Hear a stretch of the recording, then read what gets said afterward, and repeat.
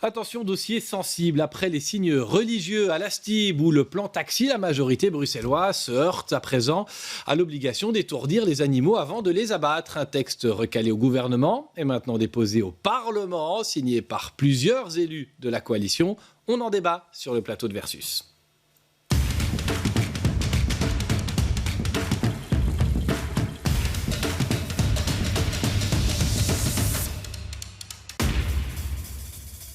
L'auteur de ce texte est avec nous, Jonathan de Patoul, bonjour. Vous êtes député bruxellois pour le parti Défi. Ingrid Parmentier, bonjour. Vous êtes députée bruxelloise pour Écolo. Marc-Jean Geisels, député bruxellois socialiste. 3 représentants de la majorité, donc. Et puis Alexia Bertrand, chef de groupe MR, donc dans l'opposition. Bonjour. Jonathan de Patoul, pourquoi déposer ce texte au Parlement? Il a été recalé au gouvernement. Ça ne vous suffit pas? On est mauvais perdant chez Défi?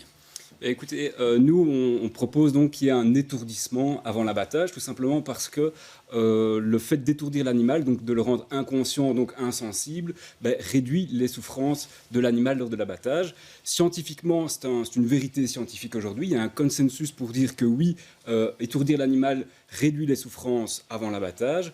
Au niveau de la justice, au niveau juridique, on a eu les décisions de la Cour européenne de justice, mais également de la Cour constitutionnelle belge, qui nous disent il n'y a pas de violation de la liberté de culte, et ça va même plus loin dans le cas du décret flamand qui est semblable à ce que je propose, où on nous dit finalement c'est un bon équilibre entre le bien-être animal d'une part et la liberté de culte d'autre part. Il faut savoir aussi qu'on a plus ou moins 70% des Bruxellois, selon certains sondages, qui sont pour cet étourdissement avant l'abattage. Et puis, les régions flamandes et les régions wallonnes, avec en Wallonie l'ensemble des partis qui se retrouvent ici autour de la table, se sont déjà exprimés sur cette question et ont voté en faveur de l'étourdissement avant l'abattage. Donc, ça me paraît intéressant qu'on puisse aussi, à Bruxelles, avoir le débat, parce qu'il me semble que le bien-être animal, il n'est pas à géométrie variable entre Liège et Bruxelles, et que la souffrance animale, à Wavre ou à Bruxelles, c'est pareil. Alors, vous êtes vétérinaire de formation, mais vous êtes député, vous savez que c'est quand même sensible politiquement. C'est un geste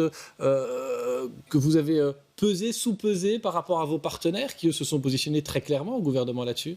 Mais effectivement, c'est un dossier qui est sensible, ça je le conviens. Il y a des avis qui sont divergents. Je pense qu'il faut entendre tous ces avis, il faut les écouter. Raison pour laquelle je crois qu'il faut mettre en place le processus démocratique et pouvoir inviter les uns et les autres, lors par exemple d'auditions au niveau du Parlement. Maintenant, je constate aussi que le bien-être animal, c'est une valeur qui s'impose de plus en plus comme étant cardinale dans une série de domaines. Et donc, ça va un petit peu dans le sens de l'histoire, de se préoccuper de plus en plus de cette question de bien-être animal. Et donc, ça me paraît normal qu'on puisse l'aborder sereinement, mais qu'on puisse l'aborder au niveau du Parlement. Marc-Jean Geisels, ça ne figure pas dans l'accord de majorité. Alors quoi, Défi donne un coup de canif dans cet accord? C'est un partenaire qui n'est pas loyal? Comme manière de travailler, c'est pas qu'on veut éluder le débat. Nous, on aimerait bien qu'un débat comme celui-là, parce qu'il y a d'autres choses qui viennent sur la table et qui concernent le bien-être animal. Je pense à la manière d'étourdir le homard éventuellement avant cuisson, la problématique du foie gras. On aurait préféré qu'il y ait un code qui s'occupe du bien-être animal et qu'on aborde les sujets de manière plus globale. Et donc, on aura l'occasion peut-être de voir les conséquences éventuellement si un tel projet ou une telle proposition d'ordonnance était votée.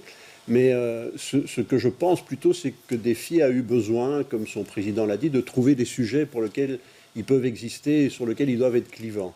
Et donc, ils ont déposé ça. Donc, je ne pense pas que le but premier de Défi là-dedans, ce soit vraiment le bien-être animal. Je pense que c'est plutôt de sortir du lot pour faire parler d'eux. Et ça, c'est un peu dommage dans une majorité, parce qu'un travail en majorité, généralement, même sur des sujets sensibles, on prend le temps de débattre et on a fait des propositions pour dire, voyons les problèmes globalement.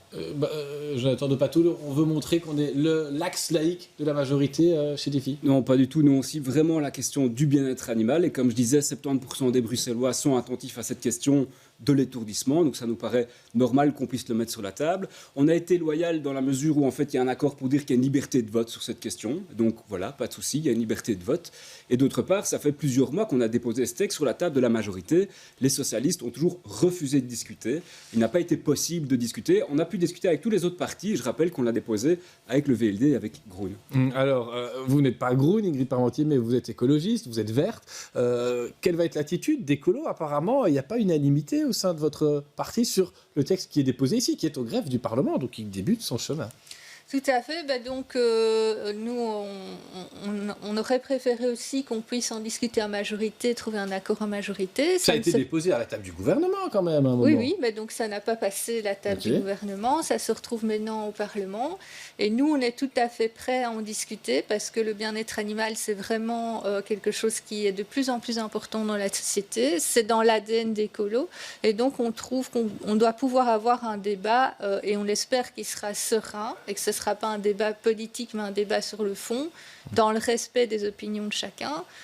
Et qu'on pourra avoir ce débat au niveau du Parlement de façon constructive et pas de querelle où le PS accuse des filles de ça ou le MR, le écolo d'autre chose, mais qu'on puisse vraiment avoir un débat. Le bien-être animal est une question cardinale, une valeur cardinale. Personne n'a envie de faire souffrir un animal. Les raisons évoquées par les opposants sont notamment philosophiques. On y est plus sensible chez Écolo que chez des filles, par exemple, au fait que pour certains, dans leur religion, on ne peut pas abattre un animal de telle ou de telle façon. Alors, le préalable, je pense qu'on doit vraiment dire et faire passer comme message, c'est que ceux qui tiennent à l'abattage rituel, c'est pas pour autant qu'ils ne sont pas sensibles au bien-être animal. C'est des valeurs très importantes aussi dans ces communautés-là. On doit reconnaître ça. Et donc, ce n'est pas une caricature où celui qui est pour l'abattage rituel serait contre le bien-être animal. C'est beaucoup plus complexe que ça. Et inversement, je crois qu'on peut aussi dire que tous ceux qui seraient pour l'interdiction de l'abattage rituel ne sont pas forcément des laïcards ou des gens qui veulent pointer les communautés concernées. La plupart sont vraiment motivés par le bien-être animal.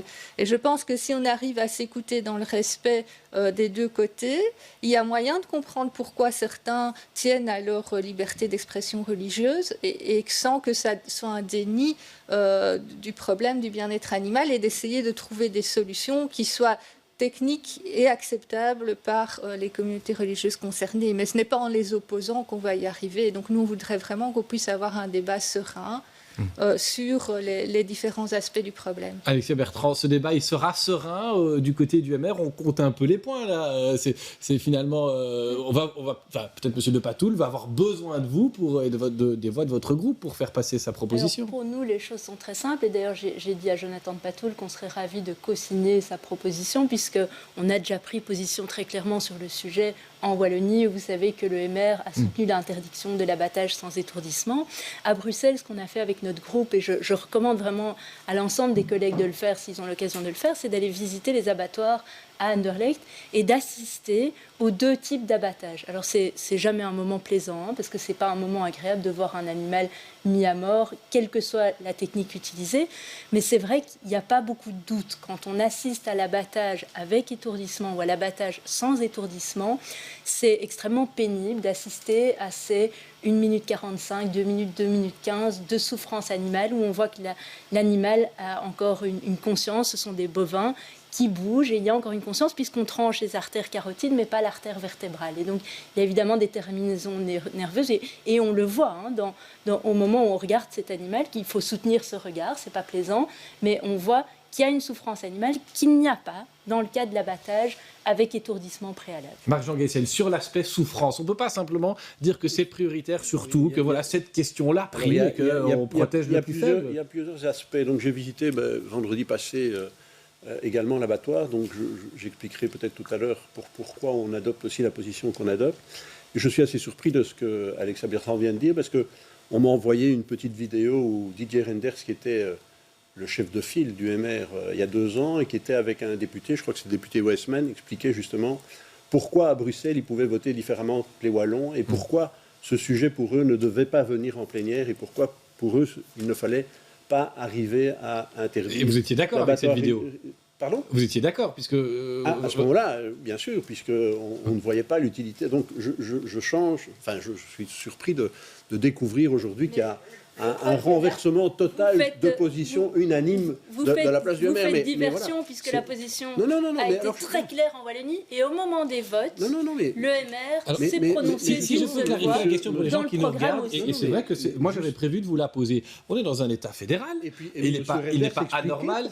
Je pose des questions, puis après vous donnez les réponses, mais comme ça on fait les choses dans l'ordre, si vous voulez bien. Est-ce qu'il n'est pas normal que dans un État fédéral, il y ait des législations qui soient différentes entre 2 ou 3 régions? En l'occurrence, la Flandre et la Wallonie imposent quelque chose. Est-ce que Bruxelles pour des raisons qui lui sont propres, pourrait avoir une autre législation. Est-ce que, Alexia Bertrand, c'est l'essence du fédéralisme? Alors, s'il y a des motifs, et encore, on a eu ce débat sur les primes économiques, et nous avons regretté à l'époque que les entreprises bruxelloises soient moins bien servies et reçoivent des primes Covid bien inférieures aux autres régions, mais c'est l'essence même du fédéralisme. Il peut y avoir des divergences pour X ou Y raison, mais ici, comme l'a dit Jonathan de Patoul, le sujet du bien-être animal, c'est pas un sujet à géométrie variable, c'est un sujet où il y a un seul discours. Et donc, je pense que ce qui compte, Marc-Jean Guesset, c'est le vote. Et quand je vois que le PS wallon vote en faveur de l'interdiction de l'abattage sans étourdissement, et puis qu'à Bruxelles, vous prenez une autre position, je pense que c'est ça qui compte pour les électeurs. C'est le moment où on appuie sur ce bouton et où on prend une position de parti. Et je crois que c'est ça qui compte. C'est le moment décisionnel. Indépendamment de ça, on peut tous se raconter des tas de choses ici comme on veut. Mais la question, c'est quel est le vote que vous allez émettre le jour où cette proposition sera réellement débattue. Et c'est ça qui compte. Allez, je vous laisse répondre, Marc-Jean Guesset. Nous allons voter contre, et je vous ai expliqué pourquoi. Mais ce qui est aussi important, je pense, surtout aujourd'hui, quand on dit souvent que le citoyen a de moins en moins confiance en ses politiques, c'est qu'on ne change pas de discours en fonction des opportunités et des jeux politiques. Et donc, c'est important de savoir... Et on ne change pas de vote en fonction des régions. Est-ce que je peux ne pas être interrompu, c'est important de savoir ce que M. Renders disait de ce problème avec M. Weissmann. Donc, je serai très intéressé par le vote de votre député, M. Weissmann. Bon, vous nous enverrez cette vidéo parce que moi, elle m'intéresse. Quelles sont les raisons pour lesquelles vous allez voter contre? Et donc, Mme Bertrand a certainement eu l'explication, et si d'autres de mes collègues ont visité l'abattoir, l'abattoir vous explique qu'environ à Bruxelles, 70 à 80% des abattoirs sont des abattages sont des abattages rituels. Que s'ils perdent ce marché, on ferme l'abattoir. L'abattoir bruxellois, c'est 400 emplois, directs ou indirects, et c'est véritablement le cœur économique d'un endroit important à Bruxelles, qui est les abattoirs de Bruxelles, avec aussi 17 entrepôts qui gèrent et stockent de la viande. Et ils nous disent quoi? Ils nous disent, demain, on ne va pas interdire le halal, on ne va pas interdire le kasher à Bruxelles. Ça, en tout cas, je ne l'ai pas encore entendu.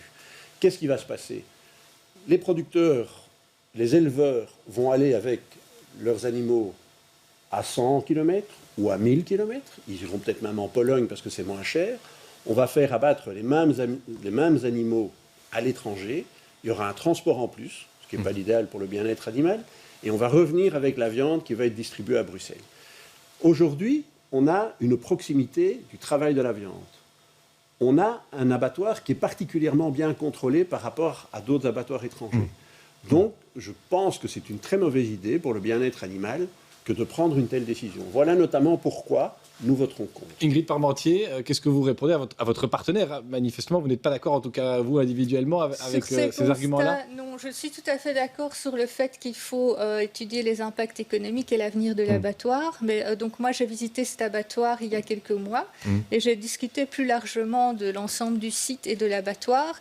Et les données sont plus complexes que ça. La chaîne d'abattage, elle est plus aux normes. Il va falloir la remplacer. Il faut en 2024, si je ne me trompe. 2028. Allez. Il faut trouver. Elle n'aura plus de permis d'environnement en 2028. Il ne trouve pas pour le moment d'investisseurs. Il y a des questions liées à l'AFSCA. Il y a la concurrence des supermarchés par rapport aux grossistes en viande qui sont en fait les acteurs principaux autour de l'abattoir qui se font concurrencer par les supermarchés. L'abattoir a déjà diversifié ses activités. Par exemple, ils font de la soupe avec les restes de légumes du marché. Ils essayent d'avoir plus que simplement la ligne d'abattage. Il y a aussi des ateliers de découpe qui découpent du porc, qui n'est pas abattu à Anderlecht.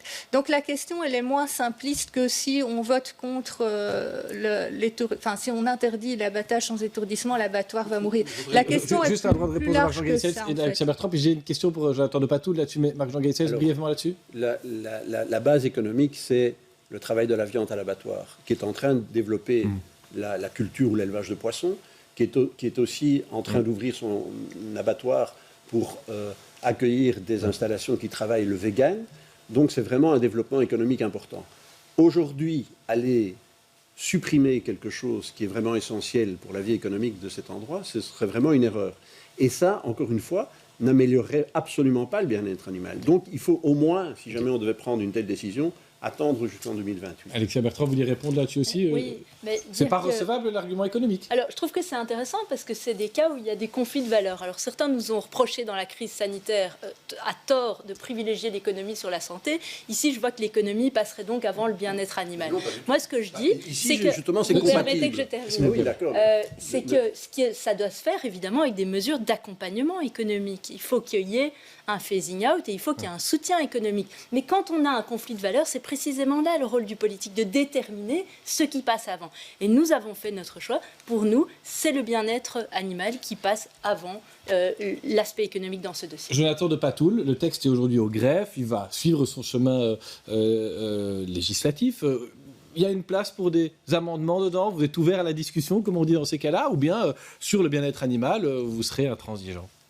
Non, je pense qu'il faut de toute façon être ouvert à la discussion. Je vais prendre un élément. On propose 36 mois avant la mise en application pour permettre justement au secteur économique de s'adapter éventuellement. Et je reviendrai peut-être sur d'autres arguments par rapport à l'économie. Allez-y. Pour les d'autres arguments par rapport à l'économie, moi je pense que deux, trois petits éléments. Le premier, je ne sais pas quelle a été la réflexion au niveau du PS wallon sur le sujet, mais il ne me semble pas que la Wallonie, la Flandre ou les autres pays qui ont obligé l'étourdissement avant l'abattage soient devenus des déserts économiques. Deuxième chose, attention, ce type d'argument, c'est sujet à l'immobilisme. Et donc, si on considère uniquement ce type d'argument, on en serait toujours aujourd'hui au travail des enfants parce que c'est moins cher économiquement. C'est peut-être un peu tiré par les cheveux, mais c'est vrai. Et alors faisons-en une occasion. Faisons de l'abattoir de Bruxelles un abattoir modèle en termes de bien-être animal. Je suis certain que des producteurs, tout comme des consommateurs, seraient contents d'avoir de la viande tout en sachant qu'elle est abattue dans des conditions exemplaires en termes de bien-être animal. Faisons-en une filière spécifique au niveau bruxellois. Et donc voyons ce qu'on peut en faire à l'avenir. Ça peut être bénéfique. Marc-Jean Guessel, vous disiez qu'il y a eu des abattoirs qui ont fermé, mais il y a eu une crise ou une crisette du secteur en Wallonie. L'abattoir à Charleroi, l'abattoir de Hatt est en terrible difficulté s'il n'est pas fermé maintenant. Le nombre de bêtes abattues à Ciney est en chute libre. Il y a une évolution sociétale qui fait qu'on consomme de moins en moins de viande. Donc ça, c'est aussi une réalité. Donc aujourd'hui, il y a déjà des entreprises étrangères qui sont en train de démarcher les commerçants de viande pour essayer d'obtenir éventuellement, si jamais on fermait Bruxelles, ce commerce. Encore une fois, pour le bien-être animal, ça ne changera absolument rien. Le bœuf qui est égorgé aujourd'hui à Bruxelles le sera à Lille, mais il aura fait un transport supplémentaire. Et on va tuer les commerces de proximité, parce qu'on est dans une chaîne de production extrêmement courte avec l'abattoir d'Anderlecht. Donc, au niveau du respect environnemental, il y a un problème parce qu'on va augmenter considérablement les transports. Vous l'avez dit, on vous a entendu. Madame Bertrand, brièvement, et puis Ingrid Parmentier qui veut aussi demander la parole. Évoqué dans le débat, c'est que si on prend d'autres pays comme la Nouvelle-Zélande, qui est le premier exportateur de moutons halal au monde, ils imposent l'étourdissement avant l'abattage. Et donc, il faut savoir qu'il y a d'autres pays qui arrivent à concilier, à réconcilier, et ils sont plusieurs. Et donc, ça ne veut pas dire nécessairement qu'on va vers une cessation de viande qui serait halal, par exemple à Bruxelles. Et donc, je pense qu'il faut regarder le débat de manière plus large et que, effectivement, les aspects économiques que vous soulevez sont importants. Et c'est pour ça que je dis il faut qu'il y ait un accompagnement. Mais je pense qu'il faut ouvrir le débat pour regarder comment d'autres pays ont réussi à réconcilier bien-être animal, économie, emploi local, circuit court. Alors, Madame Bertrand fait un petit point. Elle nous dit on parle économie, on parle évidemment bien-être animal. Vous êtes des politiques, moi je veux vous parler politique, Madame Parmentier, désolé, mais voilà, puisqu'il n'y aura pas de ligne d'obligation de vote dans votre parti écolo en l'occurrence sur cette question, est-ce que vous pouvez nous assurer que c'est pas une façon, je vais dire, de ménager la chèvre et le chou, de plaire autant à tels électeurs qu'à tels autres, à ceux pour qui la nature et le bien-être animal sont une priorité, à ceux qui ne veulent pas faire de concessions sur leur religion? Alors nous, on en a beaucoup débattu en interne au sein du groupe bruxellois, parce qu'effectivement, on a vous savez qu'on a un groupe très varié, donc on a tous des profils assez différents, et on avait des opinions préconçues très différentes aussi. Et ce qui est vraiment très positif, c'est qu'on a réussi à en débattre entre nous de façon sereine, en s'écoutant, en creusant les questions de l'impact économique, de qu'est-ce que ça signifie pour les communautés concernées, pourquoi c'est important, etc. Et donc, franchement, ça a été très intéressant. Et moi, je suis très contente que ça s'est bien passé. Mais on aurait pu avoir ce débat-là, enfin, vous auriez pu l'avoir sur d'autres questions. Je ne sais pas, moi, le port des signes religieux à la STIB, dans l'enseignement. Et là-dessus, vous avez gardé une ligne uniforme dans votre parti. Qu'est-ce qui fait que là-dessus, finalement, il y a deux branches, si je puis dire, à Écolo? Ici, je pense qu'on peut le dire, que ça n'est un secret pour personne, que c'était quelque part déjà convenu au niveau régional bruxellois, que c'est un sujet sur lequel on pourrait avoir un vote qui ne serait pas un vote de parti, mais un vote individuel. Alors, j'entends que mon collègue du PS a choisi de faire quand même un vote de groupe. Chez nous, on a décidé de respecter ces visions qui sont... Le tronc commun, c'est qu'on est tous... C'est dans l'ADN d'Écolo, le bien-être animal. Et je vous ai dit, c'est pas parce qu'on est contre...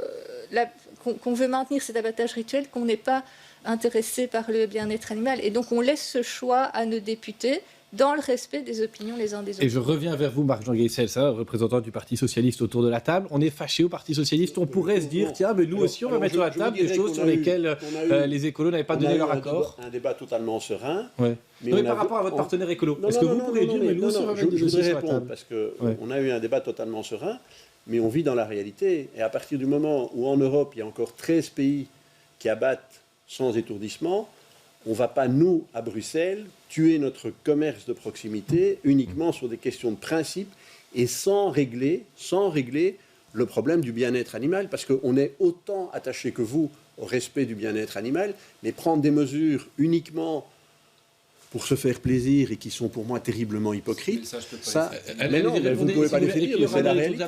C'est la réalité, monsieur de Patou. Non, mais nous, on s'intéresse, on cible le bien-être animal. Donc venir dire que c'est hypocrite, je ne comprends pas. Est-ce que le PS Wallon était hypocrite? C'est une question que je pose. C'est où est l'hypocrisie ici? On n'a pas le droit on n'a pas le droit de mettre sur la table un texte qui concerne 70% des Bruxellois qui souhaitent avoir cet étourdissement avant l'abattage. Donc je ne comprends pas cette question d'hypocrisie à partir du moment où le même parti a voté la même chose dans la région voisine. En tout cas, vous avez tous les quatre répondu, et je pense avec beaucoup de clarté et de sincérité. Et il nous reste 1 minute 50 pour l'argument recevable.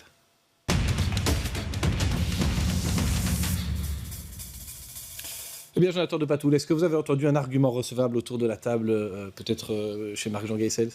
Moi, ce que j'ai entendu en face, qui me paraît tout à fait recevable et pertinent, c'est de pouvoir entendre les uns et les autres, et donc de réaliser des auditions, d'avoir le temps au Parlement d'écouter plus qu'entendre, et de voir dans quelle mesure est-ce qu'on peut concilier les points de vue. Alexia Bertrand, un argument recevable aujourd'hui? Moi, j'ai entendu que tout le monde est d'accord de dire que c'est avant tout une question de bien-être animal. Et donc, ça ne cible aucune communauté en particulier. Et il faut qu'il y ait un débat serein et par ailleurs aussi un accompagnement pour les mesures économiques. Ingrid Parmentier, vous avez entendu un argument recevable? Ben oui, donc moi je suis aussi sensible à cet aspect d'accompagnement économique. Alors après, on ne met sans doute pas les mêmes choses dedans, Madame Bertrand et moi et Monsieur Gueissels, mais donc on pourra réunir Écolo et le maire pour parler économie à d'autres occasions. Hein, mais donc, moi je trouve qu'il faut aider effectivement tout le secteur des grossistes en viande à s'adapter à une situation nouvelle qui n'est pas liée qu'à ce sujet-là, mais aussi au fait qu'on mange de moins en moins de viande et c'est très bien pour le bien-être animal. C'est peut-être la meilleure mesure qu'on puisse avoir, de manger moins de viande. Et donc, il y a toute une adaptation de ce secteur qu'il faut réaliser. Marc-Jean Gueissels, l'argument recevable que vous avez entendu, que vous retiendrez? J'en ai deux, que nous sommes tous évidemment intéressés et préoccupés par le bien-être animal, mais que aussi on reste ouvert au dialogue et à l'examen en commission des textes qui nous seront présentés. Allez, on suivra ça en tout cas. Il faut combien de temps, vous pensez, Jonathan de Patou, pour qu'il y ait les premières discussions là-dessus? C'est une question de jours, de semaines, plutôt de mois? Plutôt 2 semaines, voire 2 mois. Allez, on suivra ça, on vous le promet. Pas la semaine prochaine, parce que la semaine prochaine, ce sera comme à chaque fois un autre thème, d'autres invités et beaucoup de questions.